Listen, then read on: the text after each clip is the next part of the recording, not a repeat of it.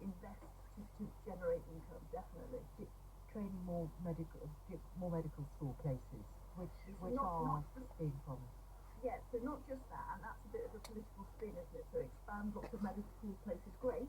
So then you emerge as a qualified doctor, but your finished product, in whatever you're going to be, takes another 10 years of expensive training.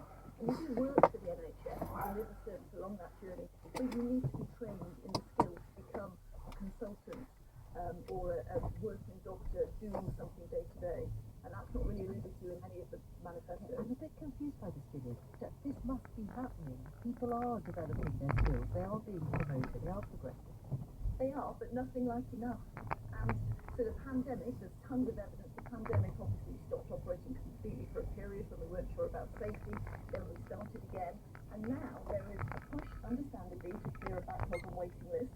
So the feeling would be that the consultants delivered in intense operating lists would be the way to do that, but the evidence shows there are no trainees present in those ventures, so they're not learning and acquiring the skills that they would have done previously. Training logbook statistics show that the numbers of cases they're even being present at, never mind doing, significantly less than before the pandemic. Okay, so is that because the trainees are needed elsewhere to do other procedures, so they can't be there assisting and watching? I think it's a mixture of things, but I think it's a perception that a list is less efficient if the trainee is present. Though there is published evidence that says that's not correct, I think the feeling is we need to recover our waiting list and then we can think about training, but that's false logic and it's only going to make the training problem worse down the line. I mentioned two people. The other person who's been listening to that is Matthew Taylor, Chief Executive of the NHS Federation. It speaks for the healthcare system as a whole in England, Wales and Northern Ireland. Its members employing more than 1 million staff. And Matthew, you were back in the day the head of the Alert Policy Unit in Number 10, and you also did a review for Theresa May. Same question really, what are the biggest issues you see when you look at this point? Hospital in terms of front door, a back door, and what goes on in the hospital. So the problems at the front door of the hospital are to do with the level of demand, it's to do with the health of the nation, but also to do with pressures on other parts of the system, so for example primary care.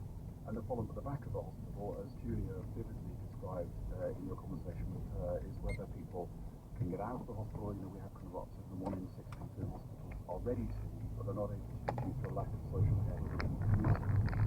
And then you've got planned care, which is the issue that politicians tend to focus on, which is the waiting list. And the reality is you can make waiting lists in a way that, for example, they have the possibility to invest in more time, more staff working additional hours. If you invest more in things like electric shelves, which are particular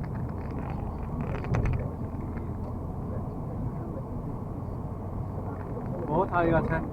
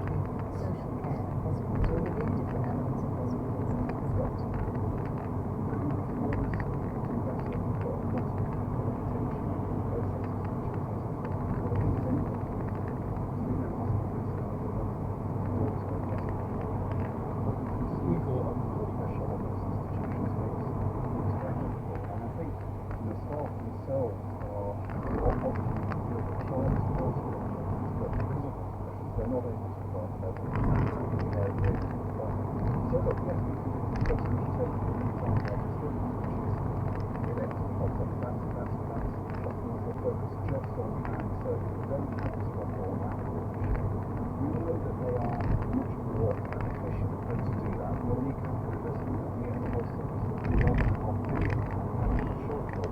So I'm afraid that when companies talk about their individual initiatives, that's all very well. But if you look at their overall, their actions are also overall amazing, even in the austerity.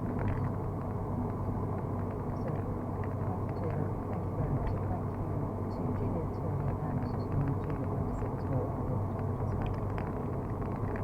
22 minutes past 8. Imagine if when you were speaking to one of your fellow people, walked into a class, sat down, and then pulled out a television and stuck in front of them. Imagine they then pulled out a camera or a system, a telephone, and a gateway to all the information in the world. These days, they basically can, in some sort of do. This is the size of the smartphones.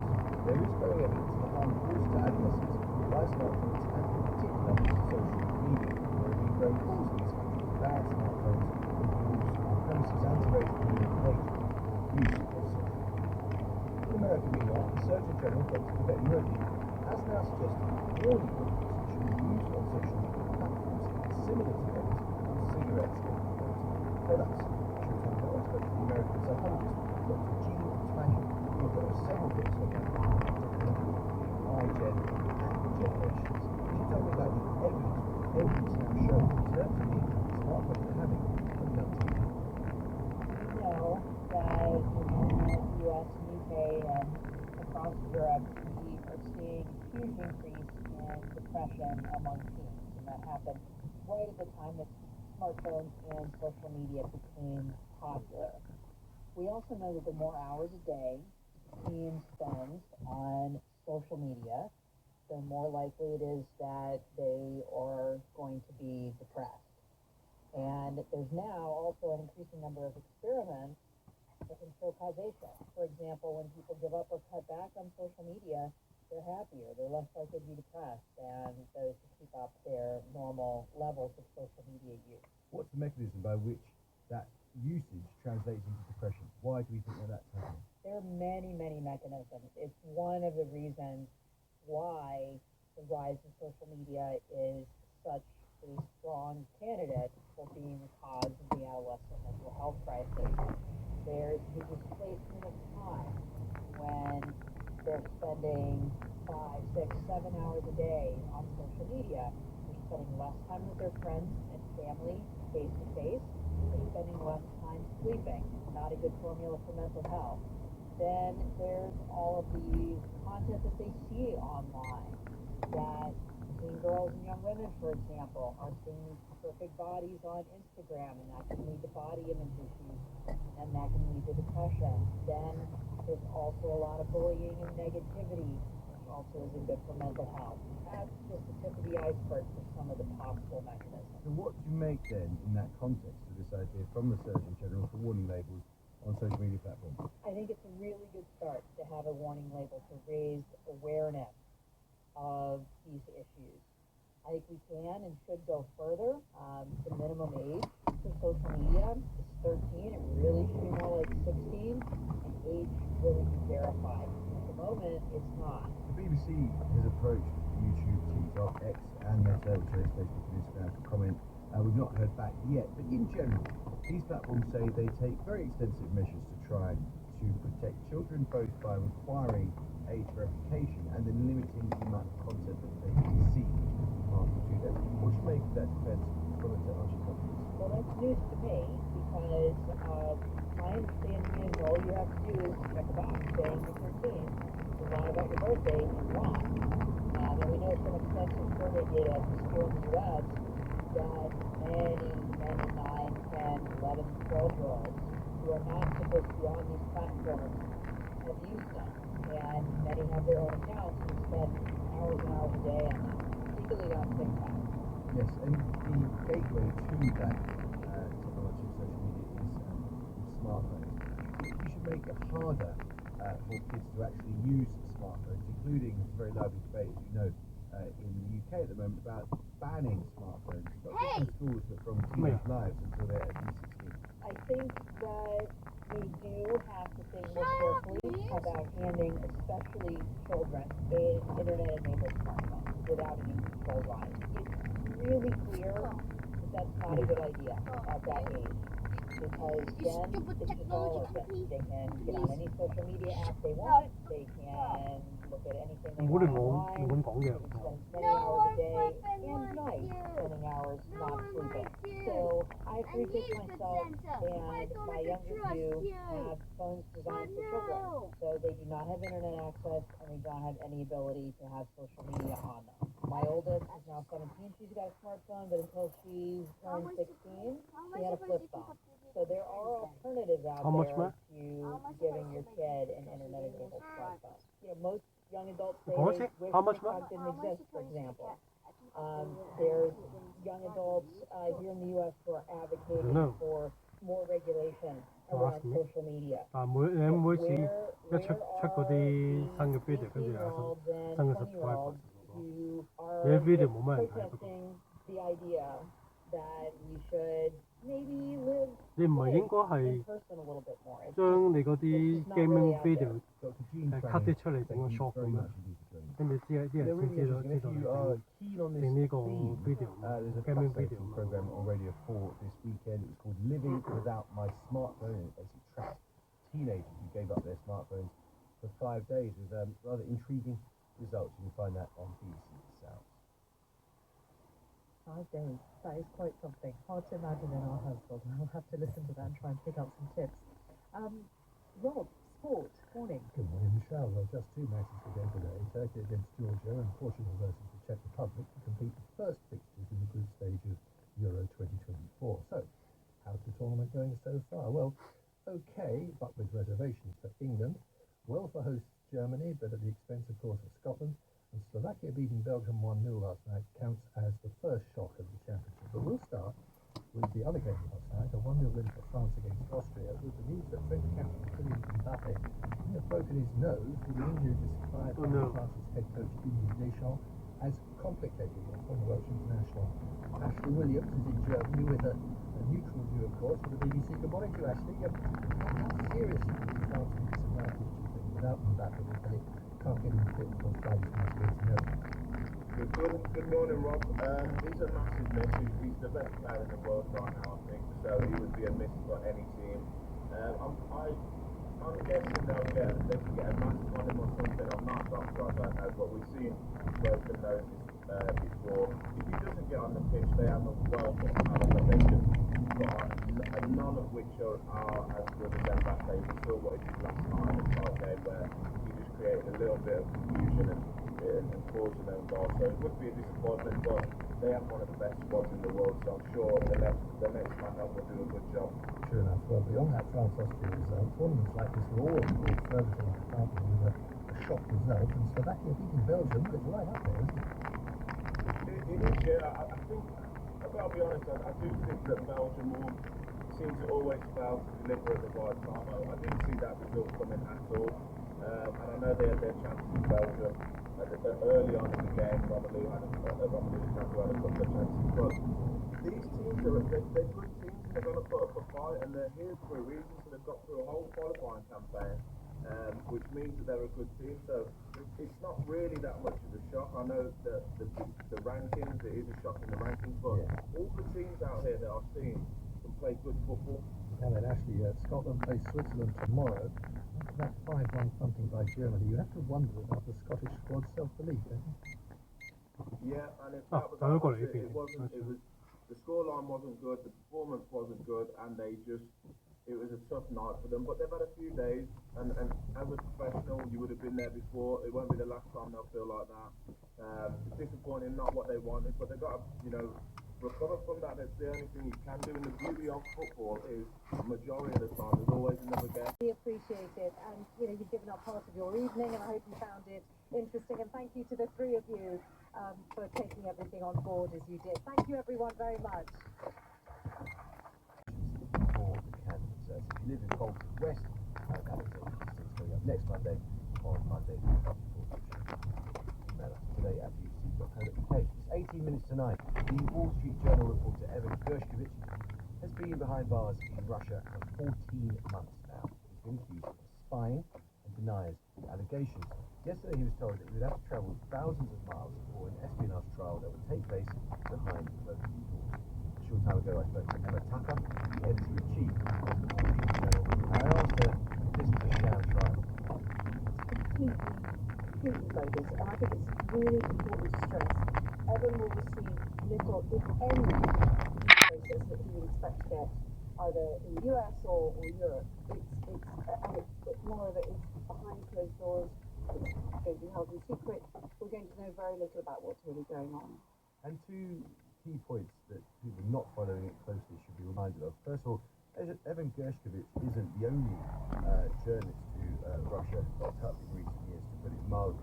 And secondly, his own experience, his own ordeal, that it's now been 14 months. Evan has been held now for 14 months in a prison in Moscow, 23 hours a day in his cell. He's allowed out 1 hour a day, and then he's occasionally allowed out to see his Russian lawyers and on occasion the US ambassador to Moscow. So he is a strong and resilient young man, but for anyone, 14 months in prison, 23 hours a day, and to now face trial on a completely false accusation of spying, that's really quite that's an ordeal for anybody, even the strongest person. And to your other point, yes, he's not alone. There's Alsu Yamasheva, she worked for Radio Freedom for Europe. There's a French citizen, Laurent Ignatius, who's being held in Rotterdam humanitarian organisation. There's, of course, Paul Whelan, who's another US citizen who's being held there wrongfully detained. And I think the concern everyone has is that Moscow is sort of pursuing this deliberate campaign of collecting prisoners to use as bargaining chips in exchange for, Russian convicts. Because that's presumably that's the game here, or that's the strategy for Moscow. If they want, in the end, they're open to the idea of a prisoner swap. Have you had conversations that you can tell us a little bit about how America and the Biden administration is thinking about that diplomatically? Because relations with Vladimir Putin aren't exactly convivial. No, they aren't. Russia has indicated that it's open to some kind of swap. Again, nothing has been, confirmed, but it's understood that the person they want is this man Vadim Krasikov, who's serving a life sentence in Germany. So look, I know negotiations are ongoing. Everybody wants. I think there's a will to do some sort of deal. But until anything concrete is on the table, it's anyone's guess as to how long it's going to take. You must feel, as an editor, extraordinarily enraged, but also strangely sort of powerless, because you're dealing with a foreign system which is, I think most independent observers would say, is highly corrupt. But it's ultimately all about the views of a Russian prosecutor, and that's tough news. It must be extraordinarily sad. Well, it's deeply frustrating for everybody. He's simply a man doing his job in a country that defines independent journalism as a crime. It's frustrating, it's deeply depressing for me as a senator, but for his family, it's obviously a whole lot worse. Again, they are very wonderful, sturdy people, but this has been 14 months for them as well. 14 months was there in the field. They're desperate to see their son go. It's very, very tough. And at the heart of this is, of course, a young man who just wanted to be a foreign correspondent. What do you know, if anything, about how Evan Gershkovich himself is going on? Well, he's in his lessons. He manages to stay very cheerful, very upbeat. He is the best of the best when it comes to foreign correspondence. He's fluent in Russian. He's really got under the skin of the country. He's very curious about it. So, aside from the fact that he's suffering and his family is suffering, we're not getting fantastic reports about something who was really, he was so committed to the job. Editor-in-chief of the Wall Street Journal. Thank you so much for joining. It's just after 9:15. 40 years ago today, violence broke out on a miners' strike picket line at Albury near Sheffield. This was how it was covered on PM on Radio 4 that day in 1944. I was on a bus after, just behind us, so when he was knocked down by a light police shield, he fell to the ground after I carried on running. We ran away from the horses and the riot police, undercover. Then about maybe 20 times, probably. This is the worst I've ever seen. that I was running for my life to the right place and wailing for the truncheons. And they ate everybody that was inside. And a friend of mine is 44, he's got 4 children.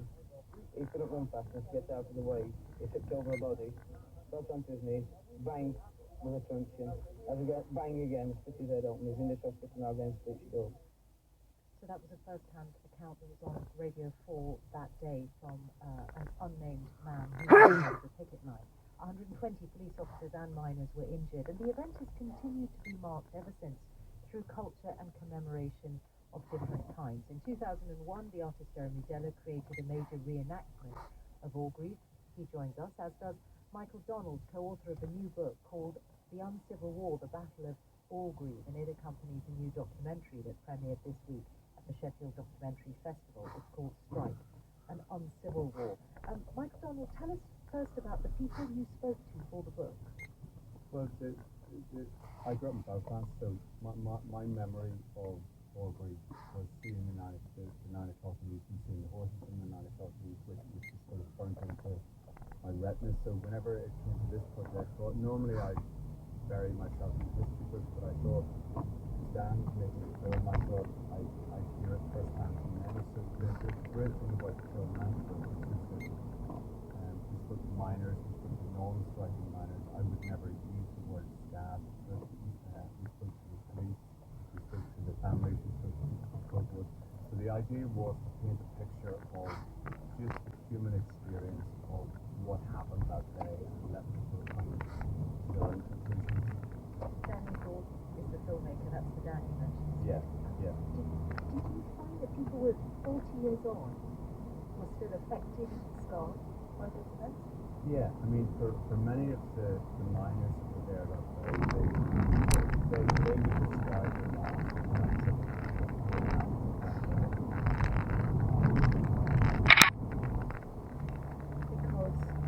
the violence. Well, because of the trauma, I mean, they called the Battle of Orgreave. It's not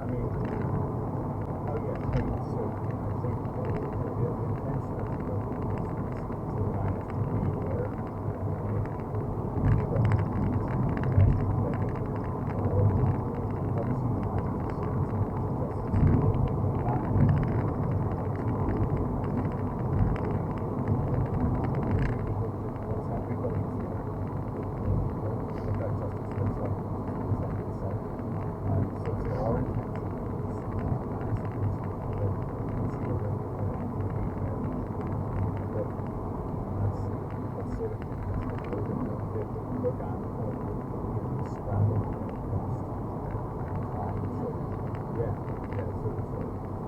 But sorry, once just one.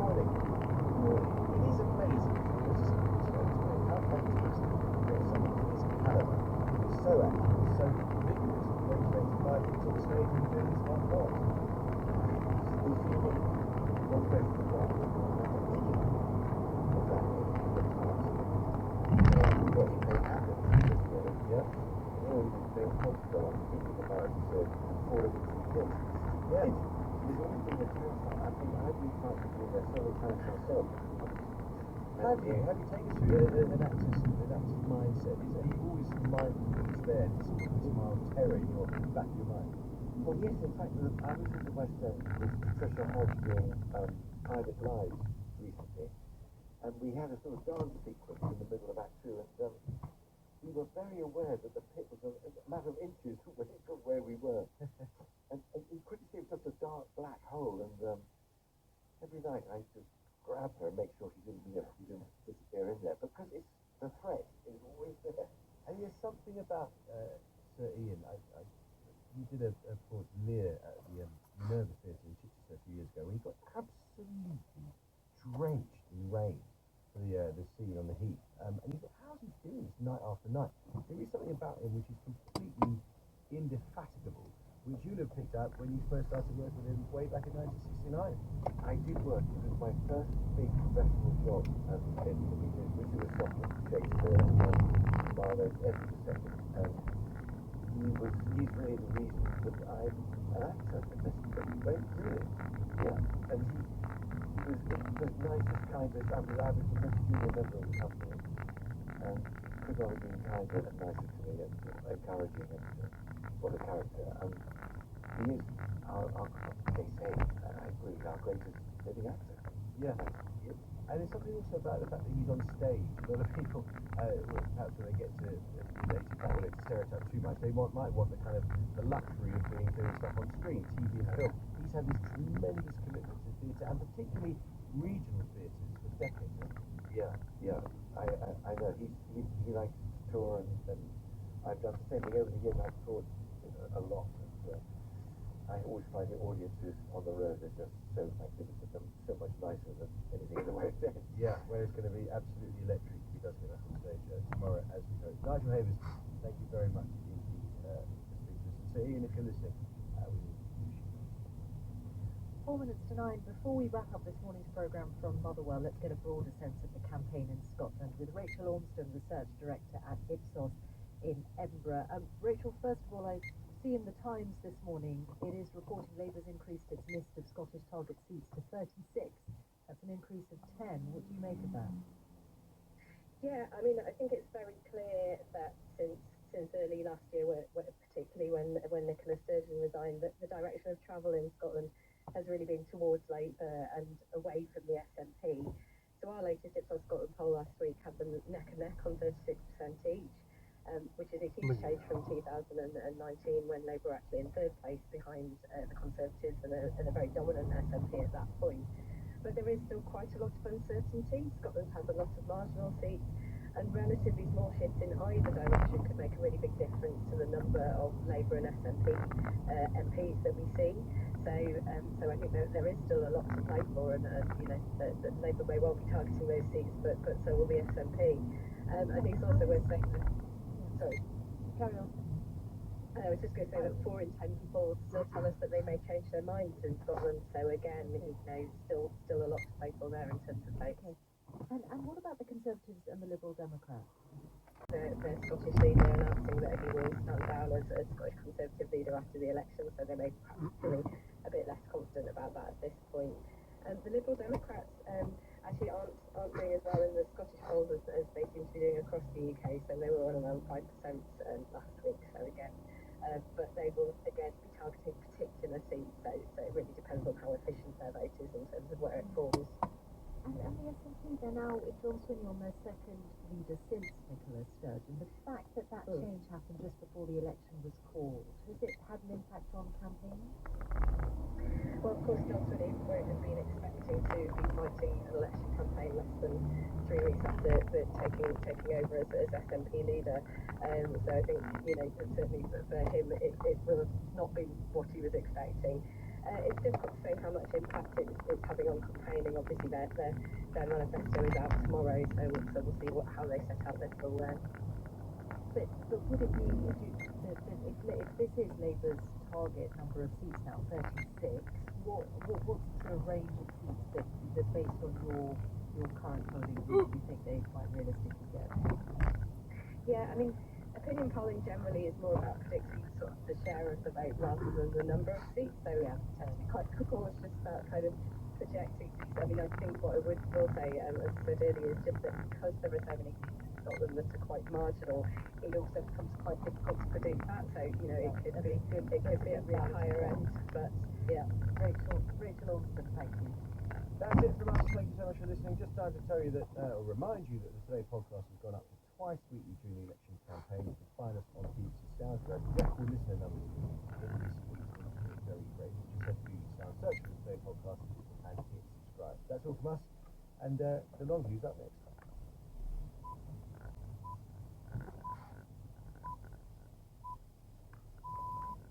BBC News at 9 o'clock.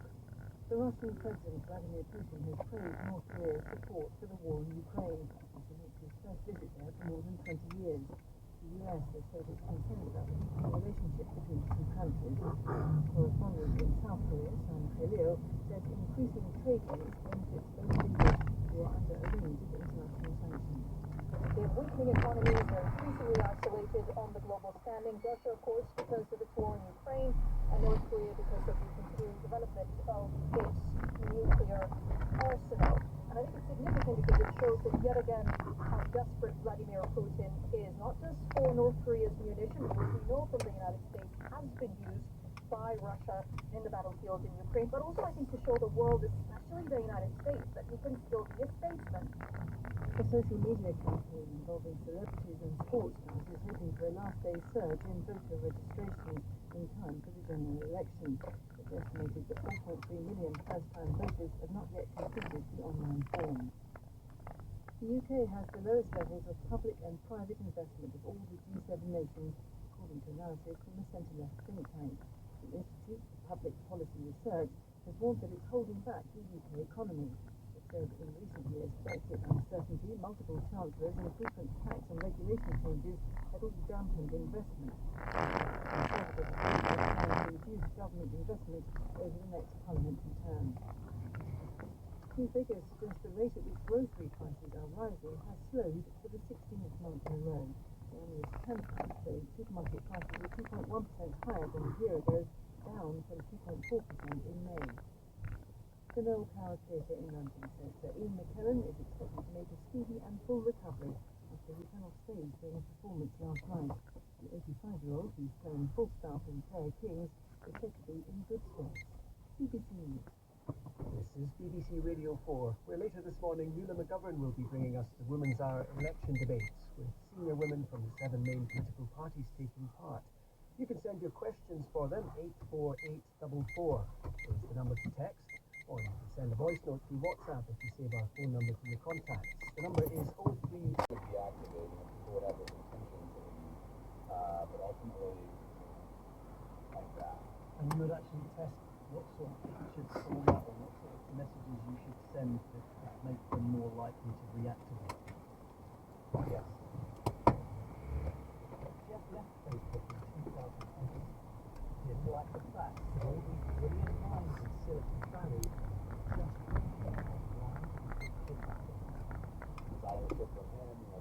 at the end of the day, it is title and this like a really critical piece of internet security that allows you to in the power structures of society.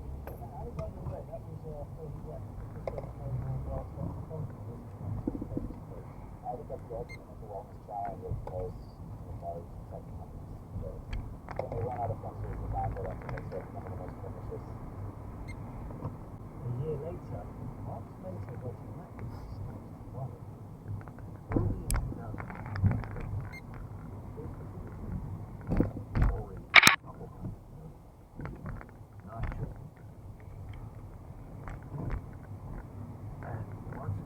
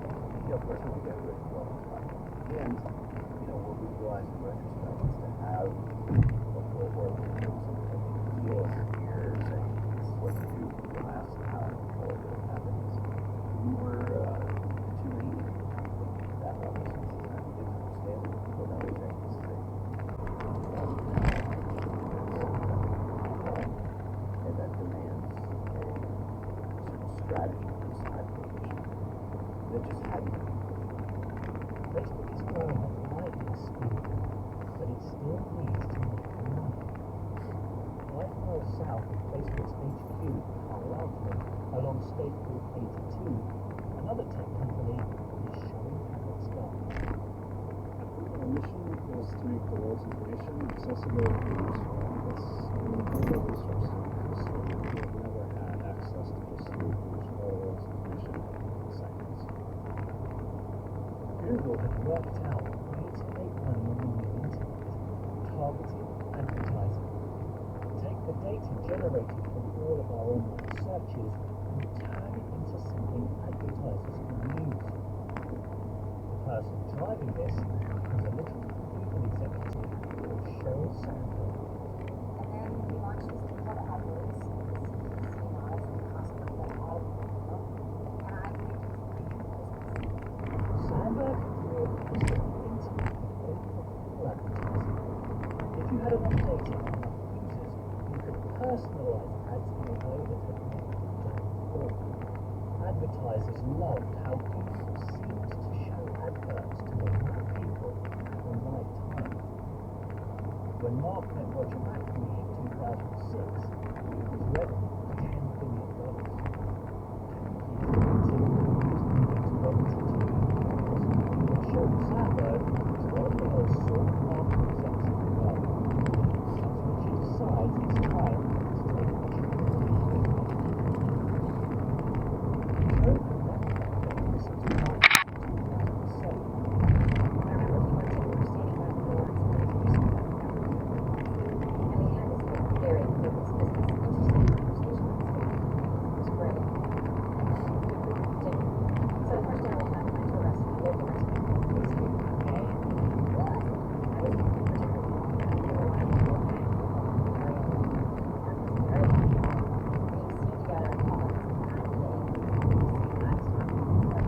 Pretty soon, a secret meeting was showed to us. Mark would tell you at 8 p.m.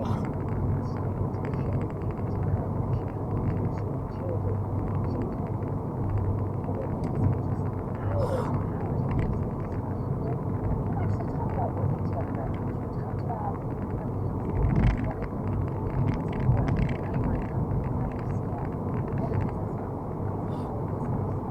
Mark occasionally apologized when they came to his house.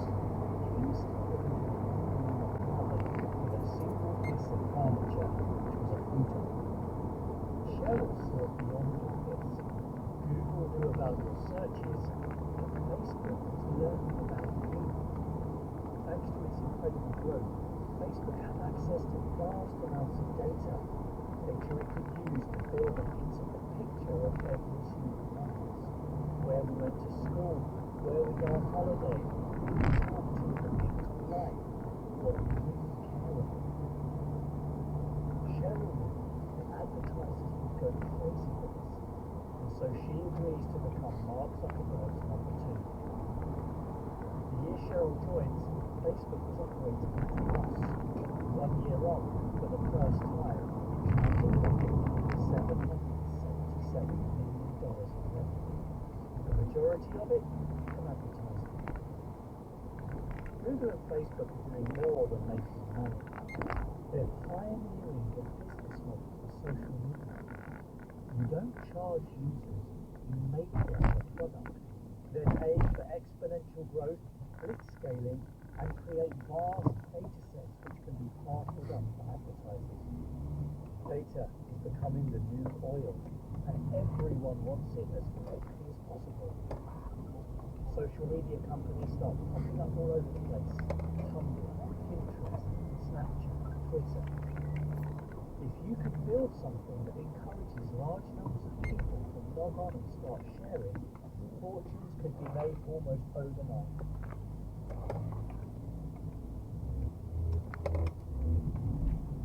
There's a philosophy shared by these early social media bosses. More connection and more sharing really will help the world. It doesn't matter who you are or where you are, social media can be good for you. I think they do it all. It's also very good. Because thanks to the new ad-driven business model, that philosophy is making them very rich. You could be a countercultural hippie and billionaire at the same time. But no one understands what this new business model will do. The dream is still to connect the world, but now the admin are going to pay for it. The mission is to keep you online as long as possible, scooping up your time, attention, and personal data. And this new business model is allowed to be turned against us.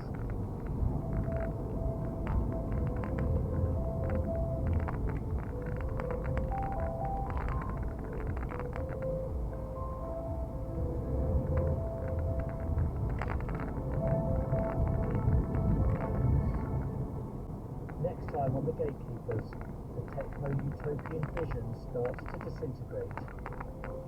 And a series of tweets that said US white bitch, lib, post-punk dress, exact shit nothing to do about it, wild in your life. I was a hot piece. I was a little tried to get into development, but so I had to go back into the beginning. And somebody sat with me under the house and class. This is presented by Jamie Bartlett, producer in Edinburgh is Caitlin Smith, and the whole series is on BBC Sounds now. The allure of the swimming pool is the next thing. Prepare to find in. We spend our lives communicating, but how effective are we at doing it? When you're searching for ways to explain something, it can just end up being a jumbled mess. I'm Ross Atkins, and I'll be talking to some of the best communicators to hear how we can all do it. Sounds like you're constantly evaluating. Always. One of the things that frankly is sort of underestimated is being direct. Communicator with Ross Atkins. I manage my personality, but I don't hold back on my terribly cute jokes. On Radio 4 and BBC Sounds. Starting this Friday at 2:45. Now on Radio 4, here's Laurie Taylor with Hello. Hello. I don't quite remember my early childhood experience as a Catholic school in Croydon. Being 12 years old, I could get down on my knees at the dormitory and pray that God would give me a vocation to the priesthood. Even while I saw the regular cake dispensed by the religious brothers in charge of the school. First of all, I tried hard to make best memories of the one afternoon of the week when, in a neat crocodile formation, we all marched down to the Lido for a swimming lesson. And this wasn't an ordinary swimming pool. Joyfully the tubes were situated on vast deposits of salt, and so many gallons of brine were pumped into the pool that at the time it was like jumping into a wet Icelandic fjord. But despite all my efforts, such memories still came rushing back. The local social world. Unpack those terms. The swimming pool is a really interesting environment. In some ways it's a microcosm of the wider society, because our public pool used to be a cross-section of the general public, but in other ways it's a really unique, distinctive world in itself, with unspoken rules, norms and codes of behaviour that are quite specific to that environment.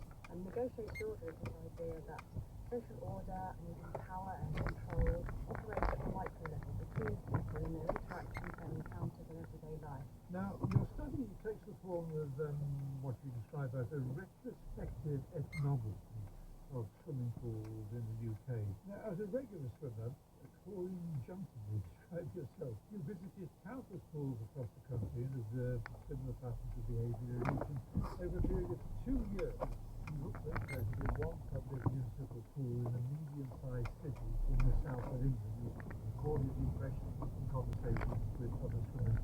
Tell me about your first impressions when you entered the pool.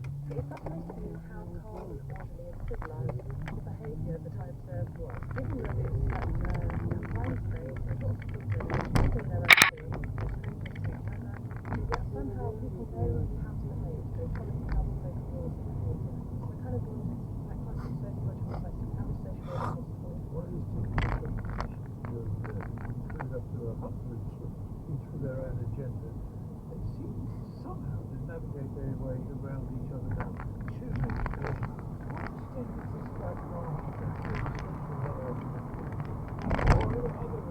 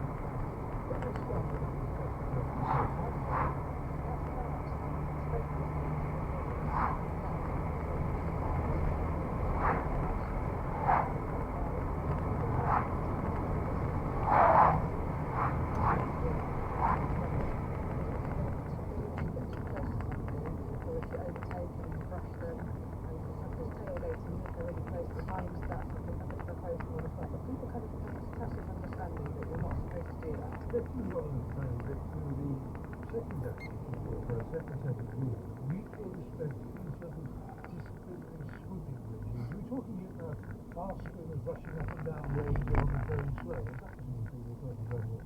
Yes, the idea that everybody comes to the pool with their own agenda. Some people are coming for leisure and relaxation, other people are coming for fitness training, and they've often got a quota of the number of minutes they want to do or the amount of time they want to spend in the pool. And they signal that to so-called serious swimmers by wearing hats and goggles and all the equipment. And people notice that and they read that cue and they kind of leave them alone. They kind of don't keep them talking. There's very little kind of small talk. And if somebody's kind of signaling that they're trying to get on with their swim, you don't kind of keep them waiting. It's a kind of free area to the swimming pool. Yes, this is the unregulated area where often children are playing, but also people who aren't able to swim are practicing. But anything goes in the free area. It's this kind of liminal zone between the orderly and the chaotic. All bets are off. There's no rules. You want to turn to the other fact about, of course, all these people here, that they're all nearly naked. The title of your paper, The Emperor's New Clothes, references Hans Christian Andersen's fairy tale. Yeah, it's kind of the idea of the elephant in the room, the thing that everybody knows but nobody's talking about. Nobody can publicly acknowledge it because it's just too embarrassing and too awkward. So if we were to recognise that we were in a room with a load of strangers and we're almost completely naked, it would just be so excruciatingly embarrassing. We wouldn't be able to continue. So we have to bracket that out of awareness, that so-called definition of the situation, and frame the situation as decent, civilised, modest, respectable, and all those kind of things. So that's what I mean by desexualisation of encounters. You make sure you don't look at people's bodies. Fortunately, the water cuts you off at kind of neck level, so in the pool, that's fine. But it's in those awkward areas, like when you're walking through into the changing rooms, in the showers and so on, suddenly people's bodies come back into view, and you have to start regulating your social behaviour. So let's stay talking about the taboos on physical contact. You've got an account there of one of your own author's encounters. Tell me what you have to say. Yeah, this is from my field paper. I was turning in the shallow and accidentally kicked a woman in the leg. It wasn't my fault. She wasn't looking where she was going, and she stepped backwards. But I instinctively apologised. That's what you do.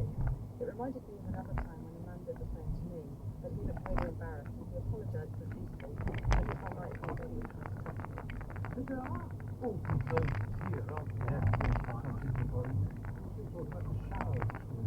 Yeah, the shower is awkward, in a kind of liminal zone between the pool and the outside world, where people come back into their social identity, having just been swimmers, just been bodies, and suddenly their kind of full personality comes back. And so all these kind of taboos on looking at people's bodies become much more important. And so you see people like waiting for the shower, trying to avoid eye contact with people in the shower, trying to pretend that they're busy with looking down at their swimming costumes, fiddling with their shower equipment, pretending not to notice each other. Swimming laws appear to be adhered to by most of the time, but you see that there are occasions in which they're broken. And you urge one set of swim session, home safely, they all crawled out of the woodwork. So you came here apparently only swam 3 lengths, and one or two spent the rest of the time staring at the females. Tell me a bit more about the features of this musical taboo. Yeah, just occasionally somebody will point out the elephant in the room by acknowledging people's neonatal states, gazing, looking, flirting, sometimes even asking somebody out. Sadly, often men, and it is kind of heterosexual dynamic, I think, kind of ogling at women's bodies. And I did notice this man, he was holding the recliner. He was just kind of reclining at the end of the lane, which is quite brazenly. What about other rule breakers, such as your fairy torpedo?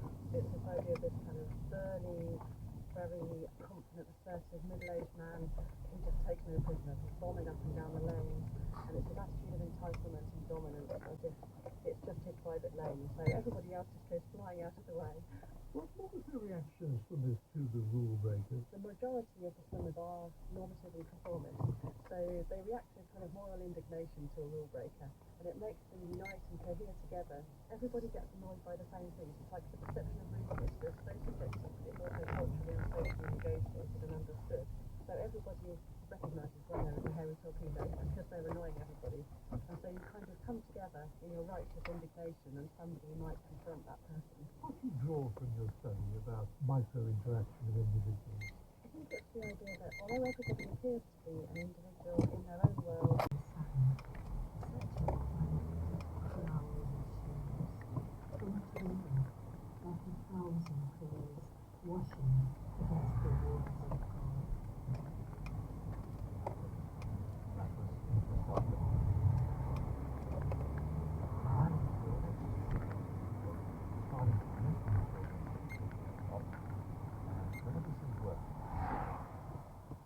going back to formative years, I remember picking up Whitsun Wedding in library, and always Oxford in school, and I feel like I can still see traces of images in church even today.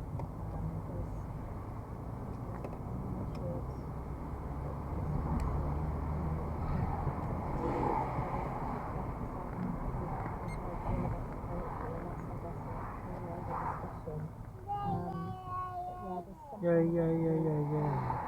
was able to express such moving feelings in such candid words, and that's really challenging.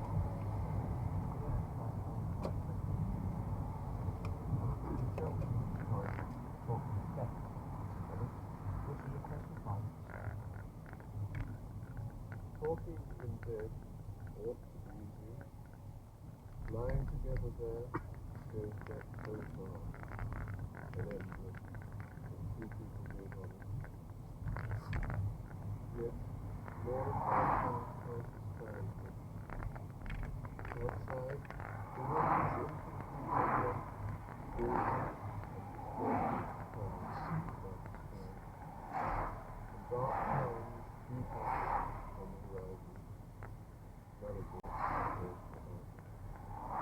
nothing saying why if we meet this peaceful isolation, it becomes so important to understand where one is and can, or not untrue and not unkind.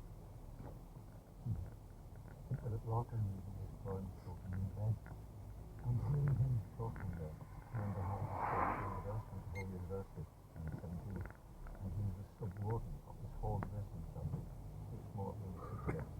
And he was there, so a figure walking the top, and I never spoke to her. What was going on in those days?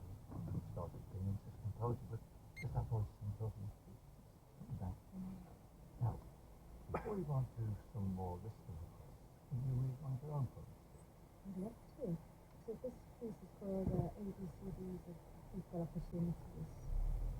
I was a bit fed up of being asked to write about diversity and equality. And I've been reading a fantastic book by Benjamin Labatut called When We Seek to Understand the World. And it's like this really kind of playful unraveling through the lives of the founding fathers of quantum theory. And I thought, I'm going to write like that. So this is called ABCD, Equal Opportunity. Are you familiar with quantum entanglement? Buildings that they believe you don't belong because you choke on Arabic when white friends leave as a left one. Display yourself with this monitoring form that allows us to consider how many people bathed in chocolate dust when that lymph factory malfunctioned in 2020. Cocoa-coated cars and chimneys across town. Dreams do come true, someone said once. Are you familiar with quantum entanglement? Braided together the split elements in a ceaseless long-distance relationship to fire and sun. Imagine when it took those tardigrades to free Finland. And we know that entwined, separated entities, bounded by time and space, can see and feel what the other does. Like when the protesters interact to fight their phones and told the military, we are recording you, beware, Allah is watching. I felt it. The catching filled with laughter at the traffic lights. I don't know how to warn you of what's coming, about the cold and the anger, oh so cold watching liquid, sour, milky mouths swallow more and more firmly. Ambient brothers snapped Welsh waters while distracting us, switching conversations to swathes of refugees, washing ashore like copper-sized sea foam, faces dripping as bodies left in life jackets, clinging to sudden memories. The damp sets in and they face their first aggressive questioning of the doctors or banks. They would buy bread back home if they could. Why not offer them a second home? Not something that destroys the local landscape, but a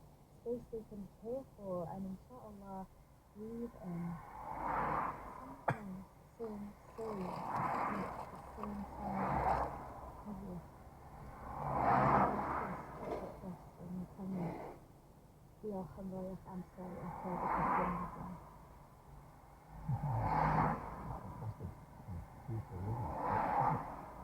have to hope that the welfare, what more can say that?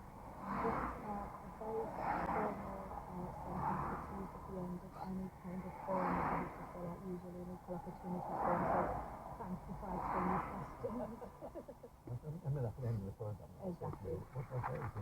The always means something out of it. Okay, let's have another question. Is asking how company fighting whether the encourage any mission company. You chose the term recently for savage sonic.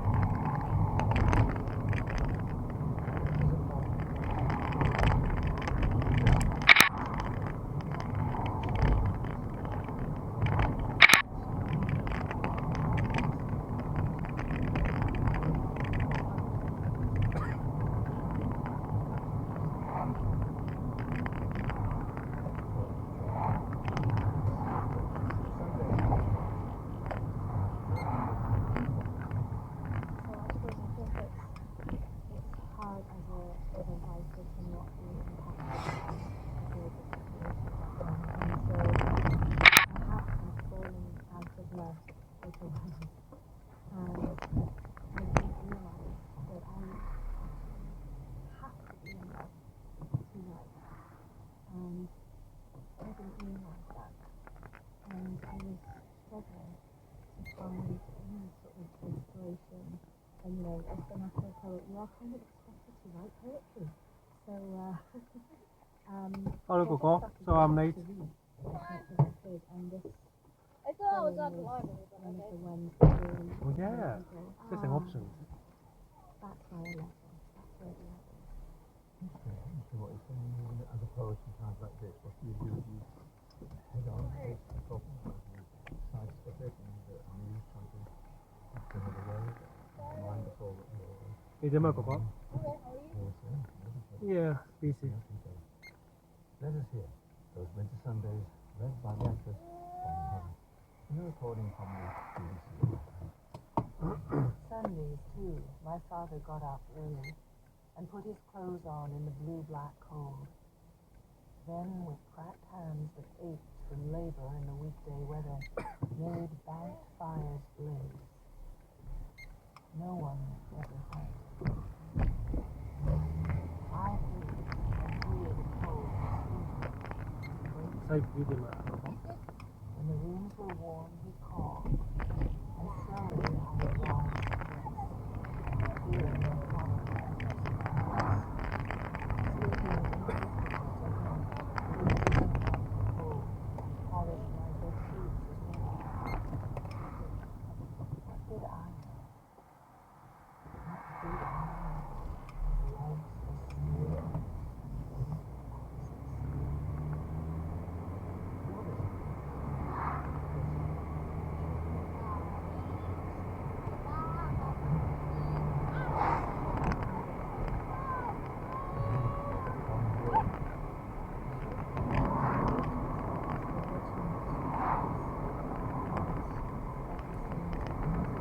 我想買啲菜嘅時間，我去 Aldi 嗰度。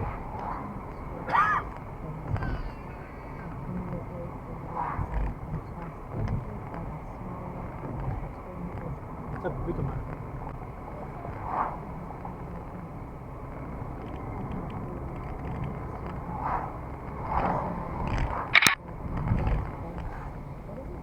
生㗎，咁生㗎。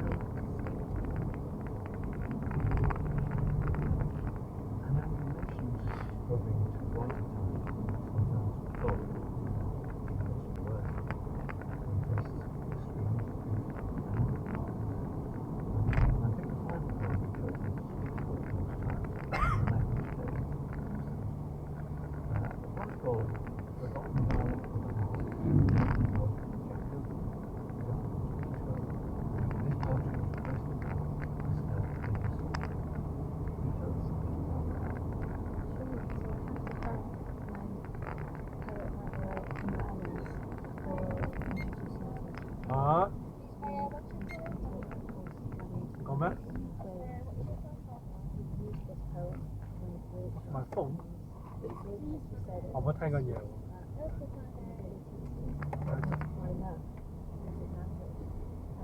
One of the references that the poem makes is to the spiral mirroring script, which is referring to this thing called the faceless script, which is in modern day Greek now. And it's a gold or bronze bit that has all these images engraved into it. For a long time, I'm not sure what it was saying. They slowly managed to decipher it as some sort of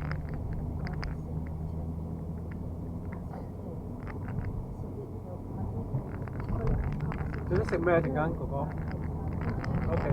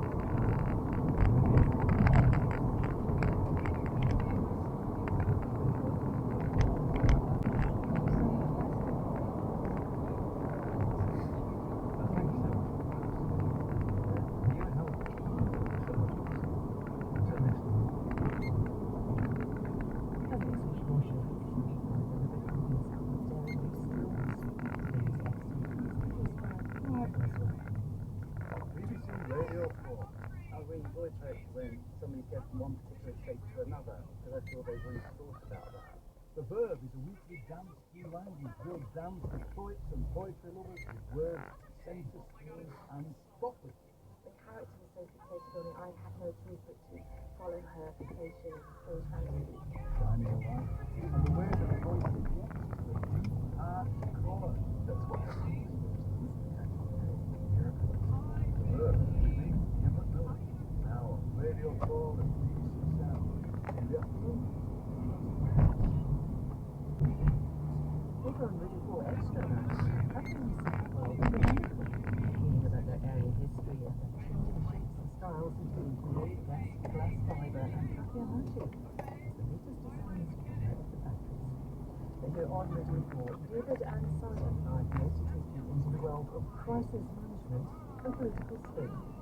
Hello, and welcome to When It Hits the Fan, BBC Radio 4's podcast about the two-hour world that exists in the gap between what is known in private and what is said in public.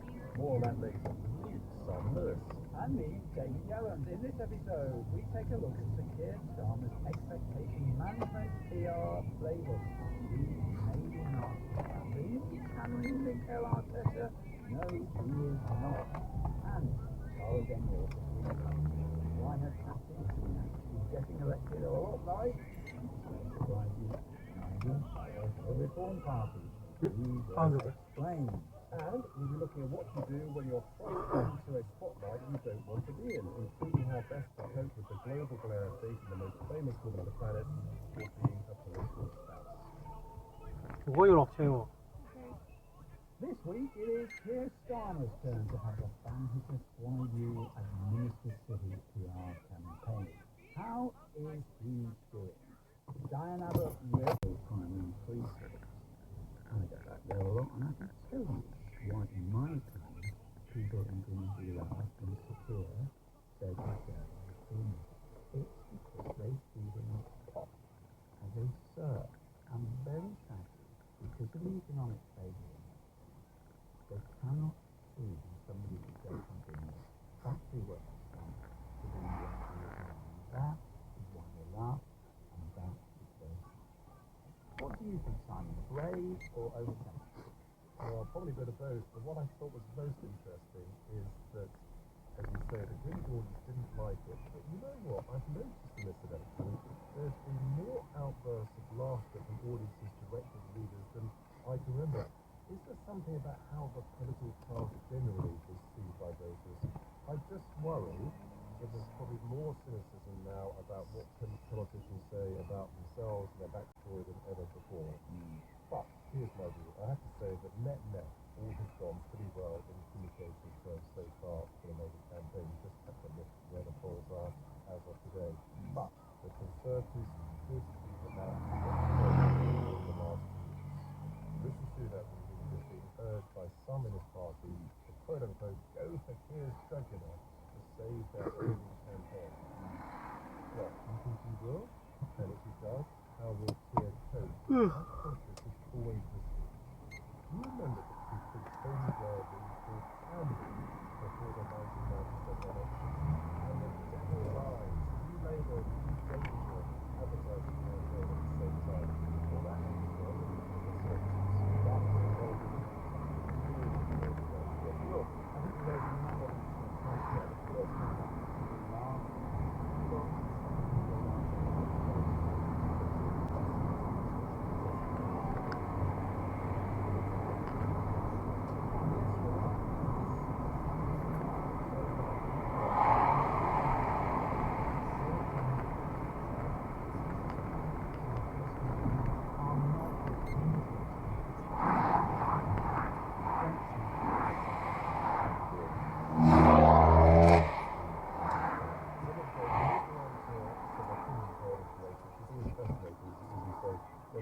opinion poll from the Observer has a 62-point Labour lead among the under 35s.